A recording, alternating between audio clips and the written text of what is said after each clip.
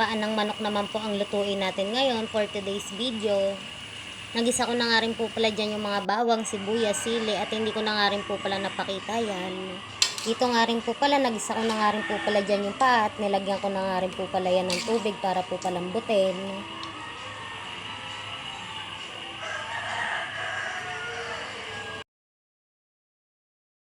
At nung medyo malambot na nga rin po pala, naglagay na nga rin po pala ako dyan ng pampalasa. Naglagay nga lang po pala ako ng magic sarap, betchin, tsaka ng pamintang pino.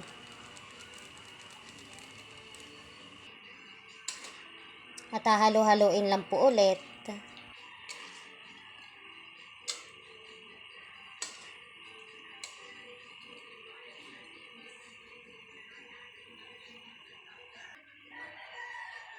Nung okay na nga rin po pala, naglagay na nga rin po pala ako dyan ng toyo.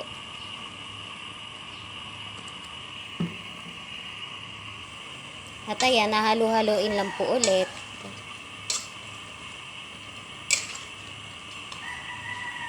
Maglalagay nga rin po pala ako ng isang kutsarang asukal dyan. Para po medyo matamis at maanghang po yung adobong paan natin.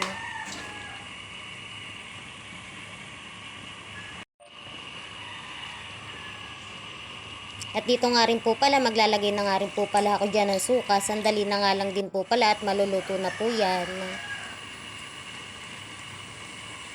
At ayan, luto na nga rin po pala yung adobong paan natin. Naghain na nga rin po pala kami dyan. Kain po tayo. Please like, share, and subscribe po. Thank you po.